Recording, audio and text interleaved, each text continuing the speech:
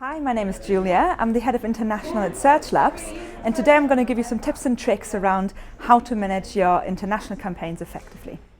You can have the most brilliant ideas, the best strategy, but if you don't have the right team that helps you implementing those, everything can still go wrong. My name's Julia. I'm also from Germany, so similar culture shock when I came over here. And I'm the head of international at Search Laboratory. I came over here about 6 years ago and then did my master's in marketing and languages. And today I would like to share some of my experience that I've gathered throughout my internships and several part-time jobs that I had in Germany, in Spain, and here in the UK. But especially I want to talk about my experience that I had at Search Labs during my last 4 years. I have to say, I started as a first full-time international executive in the company. And then managed a team of part-time execs and now looking after the whole international department. And I think I would have the ability to kind of talk about all of the different stages when you have international campaigns. So I've been at the back end working on an international campaign. I've been the one leading a campaign and am now looking over the people who are leading the campaign. So I have to say all of those areas are quite challenging, and they are challenges that everyone's facing. I'll only be able to really scratch the surface when it comes to this. But if you've got any questions, if I've got time after the session, ask then, if not in the panel afterwards. So let's get started. When it comes to frequent challenges you might be facing, I've been thinking about it myself, what have I experienced, and I've also been speaking to our account managers and account directors, and we all kind of felt there are three main areas that you will be facing challenges, which are organization and structure of the team, cultural awareness, and professional skill sets and tools. And I'm not now going to talk you through all of those separately. So first of all, organization and structural challenges. What you shouldn't forget is when you have an international campaign, you're still having the same challenges that you have for any of your UK campaigns. You're just adding lots of different things on top of it. So it can get quite tricky.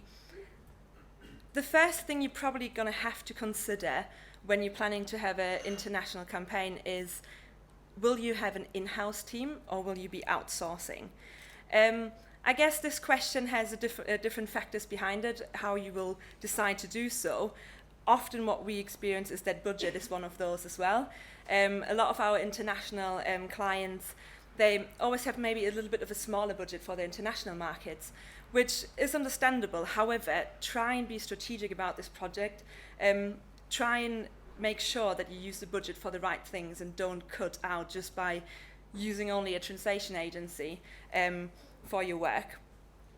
If you decide to have the team in-house, be aware of one main thing, which is recruitment. And I really can talk a lot about recruitment because that's what I do a lot. It is incredibly hard to find these people here in the UK because what you're looking for is someone who's got really good English skills, who's creative, who's analytical, who knows their market, who has SEO experience, PPC experience, and the list goes on. There are so many different things you're really looking for. And then ideally someone who also wants to move to England to work in your team. So it can be really hard. If you want to recruit and if you want to have that team in-house, just plan in quite a lot of time. I would say at least 1 to 2 months lead-up time. And then you probably will have to make some cuts in terms of, okay, maybe they won't be ticking all of my boxes, but you have to invest in really good training afterwards. So yeah, let's go back to the decision, are you having it in-house or are you outsourcing it? No matter what you really do, there's one central tip that I have for you, which is you need a central team structure. So if you've got your team in-house, try and diminish as much as possible distance between the team, just because it makes it even harder. If you are in different offices, different priorities might be coming up. If you're in different countries, you might have different time zones, different working patterns. So there's so many things you need to think about. Just try and make it as easy as possible. Try and have a centralized team. If you go for a third party, I would recommend to find one third party that can cater all of your markets. Don't try and go for several third parties or maybe one third party for each market. It will just, again, be too difficult, and too many cooks really spoil the broth. So make sure you have a centralized team structure. And then another challenge that we often come across, and that's something that especially the account managers have been mentioning, is control and trust.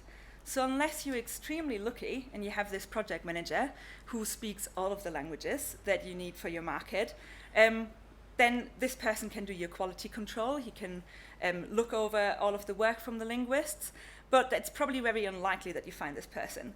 So you need to make sure you've got a project manager who really trusts the team, and you have a team who produces extremely high quality work, because there won't be any double checks. Everything that comes to the account manager, they can't speak all of those languages, it will go out. So just make sure you've got really good processes in place in terms to check your quality in-house before anything gets published. The next kind of area I wanted to talk about is cultural challenges. Cultural awareness is very important for all areas when you're doing international work. So Pete has been talking about it for the adverts. Freya has been mentioning quite a lot of things when it comes to writing content. But cultural awareness is also important when you look at your team. What I don't want to do is stand here and dish out lots of stereotypes. So I could stand here saying, oh yeah, the Germans are all so serious, the Spanish are always late, and the French like to debate. But everyone who has worked in an international team knows that that's not always the case. But there are things like cultural differences, and what you really need is this project manager who's patient, who's open-minded, who's got some interest in different cultures, and who really takes the time to get to know the team. So communication really is the quintessence of everything. But let us see what type of challenges you might be facing when it comes to culture. The first one is language barriers. So although I might be speaking perfect English, Freya might be speaking perfect English, there will still be situations where we sit in a meeting room and abbreviations are used that I've never heard in my life before.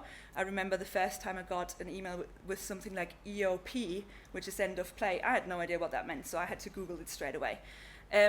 So just be aware of those differences and make sure that when you have a team meeting, that afterwards everyone's on the same page, that although you might assume everyone understands everything, that might not always be the case, so just be aware of it. The same communication style. So to be one stereotypical, the Germans like a very direct speech, whereas other people maybe might be beating around the bush a little bit. So you just need to be aware of it. Try and adapt your style to each of those cultures. Try and find out how they want to work. It's all about communication. Find out what your team needs in terms of getting good teamwork done in an international team. Way of working, very similar. So again, for example, in Germany we have a saying which is work and Schnaps is Schnaps. So basically we do not like mixing that much personal lives with work. You come to work and that's work. So what happens is that Germans sometimes might feel a little bit uncomfortable when it comes to small talk, and they might find it a bit irritating. However, if I can say, the British, that's almost an art, small talk. I've never seen anything like this before, and it was hard study. I'm still trying to become better at it. But yeah, be aware of this. So again, there will be completely different types of working. Some people need maybe more guidance, and other people might find that really patronizing and really want just to get on with it. And then hierarchy. Again, I think that's a point that often gets underestimated, especially when it comes to culture. So we've got a lot of cultures where the hierarchy is fairly flat, where a project manager, when they sit down with their team, there are good discussions, good debates, nobody's scared to challenge what the leader of the group has to say. However, there are other cultures where this is just not the norm. You wouldn't challenge what your project manager has to say because it's all about you just make sure that you are aware of this and that you don't wonder why in certain team meetings maybe certain people might be a little bit more quiet than others. It doesn't have to mean that they just don't want to participate. It might simply be that they rather keep it to themselves. The final area of challenges I wanted to talk about is professional skill sets and tools. So again, make sure you find a company or skill up your team that they have a lot of experience in your market and that they know their way around in the target market.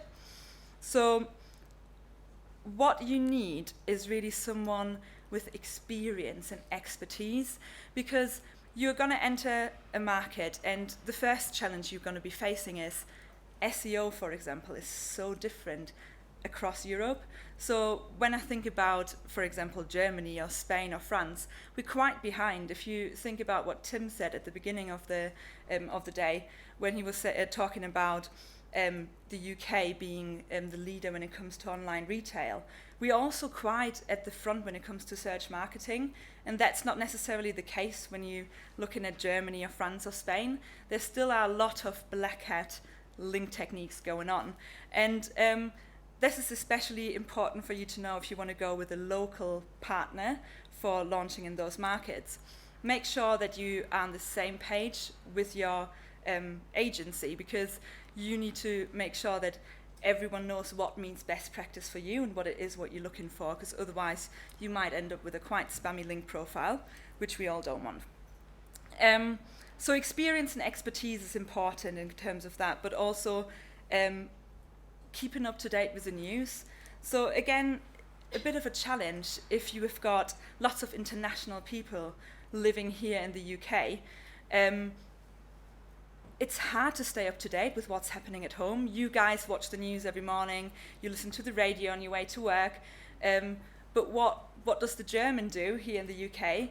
They need to really assign some time to make sure that they stay up to date, and you need to make sure that your international team has that time to make sure that they know the trends, they know exactly what's happening, because otherwise you end up kind of just assuming that what's in at the moment or what's happening at the moment in the UK is the same across all of the other markets. So make sure you set some time aside and you've got people who are up to date with the news.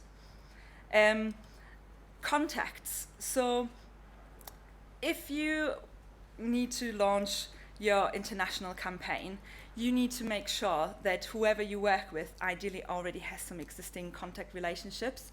Relationships is something you can't build overnight, and although your marketing or PR team here or your SEO team here might have already existing relationships with the media here, that doesn't help you in Germany, that doesn't help you for France. You need to find out, like Freya said, which are the right publications, and then also build up those relationships. So when you kind of assess with what agency to go for or with what person to hire, have that in mind and try and find someone who can bring something to the table.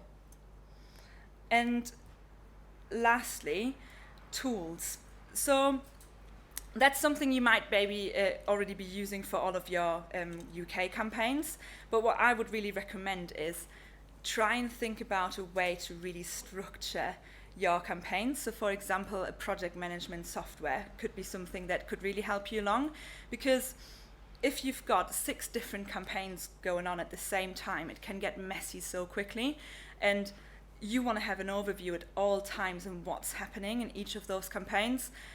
So I recommend to either purchase a software for yourself, or to find again a partner who's already using one, or to come up at least with some global templates to make sure there's consistency, to make sure that everything is in line with each other.